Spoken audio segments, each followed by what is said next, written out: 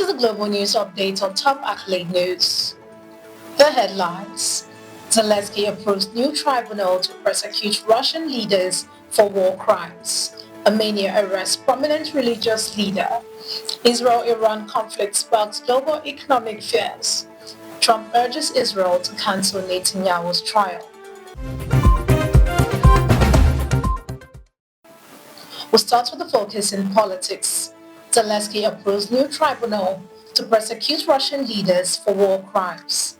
Ukrainian President Zelensky has formally approved the creation of a special international tribunal to prosecute senior Russian officials for the crime of aggression over the full-scale invasion of Ukraine. The court, established through an agreement with the Council of Europe, aimed to hold top Russian leaders accountable for the invasion launched in February 2022. While the tribunal's location is yet to be finalized, The Hague is under consideration. Legal experts know that the sitting heads of states like President Vladimir Putin enjoy immunity, meaning any prosecution may depend on a future change in leadership. The initiative is supported by a coalition of countries, including the Netherlands, Canada, Japan, and previously the United States under President Biden. Still in politics, Armenia arrests prominent religious leader. In an escalation of political tensions in Armenia, security services have arrested Archbishop Bagrat, one of the country's most prominent religious figures, on terrorism charges, accusing him of plotting a coup to overthrow the government. Authorities allege the Archbishop, a vocal critic of the Prime Minister and leader of the Sacred Struggle opposition movement, planned bombing and road blockades to paralyze the nation.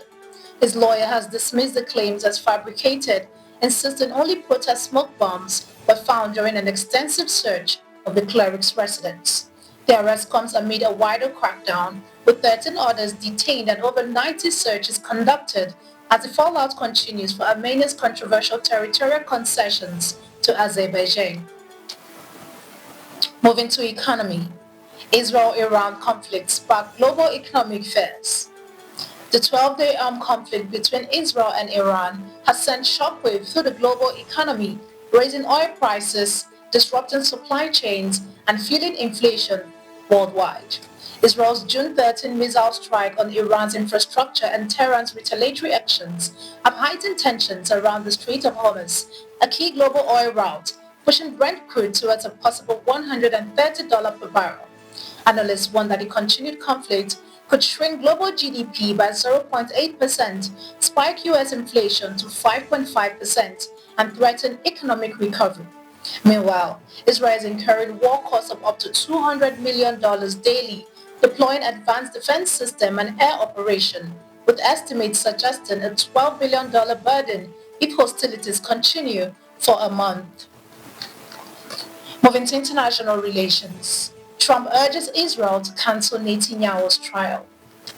U.S. President Donald Trump has called for Israeli Prime Minister Benjamin Netanyahu to be pardoned or have his ongoing corruption trial cancelled, describing the proceedings as a witch hunt against a great hero. Posting on his Truth social media platform, Trump praised Netanyahu's service and claimed the U.S. have saved Israel and would now save Netanyahu. The Israeli leader, indicted in 2019 on charges of bribery, fraud, and breach of trust, has denied all accusations, with court proceedings currently underway in Tel Aviv.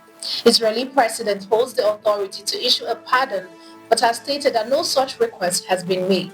Trump's remark comes just a day after he expressed rare criticism of Israel for launching airstrikes on Iran immediately after a ceasefire deal.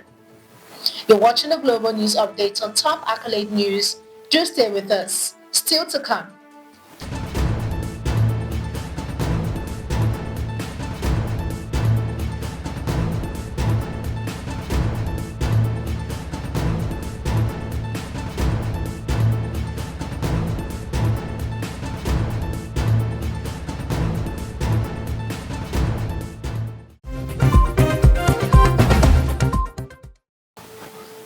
Thanks for staying with us. In conflict, dispute grows over U.S. airstrikes on Iran's nuclear program. CIA Director John Ratcliffe has claimed recent U.S. airstrike on Iran's nuclear infrastructure inflicted long-term damage, contradicting a leaked intelligence report that downplayed their impact. Speaking on Thursday, Radcliffe said key facilities were destroyed and would take years to rebuild, though it remains unclear if this reflects an official CIA assessment.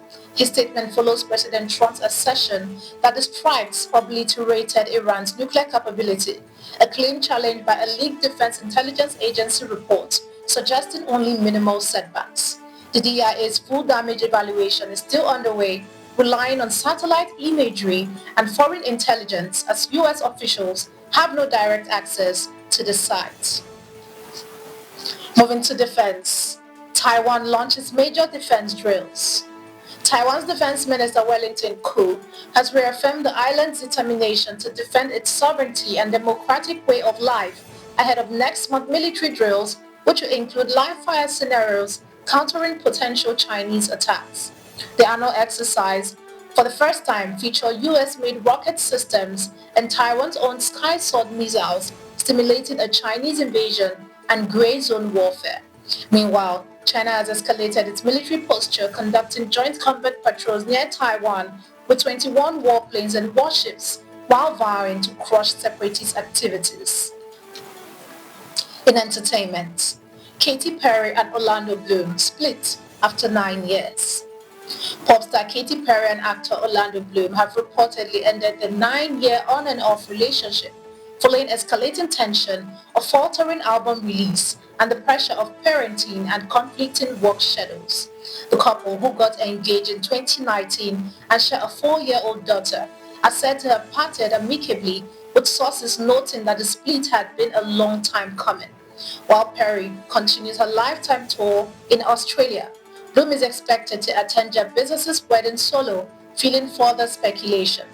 Insiders say recent career setbacks and stress contributed to the relationship breakdown, though both have been focused on co-parenting and moving forward, respectively. Now in sports, Spain tipped to win Women's Euro 2025.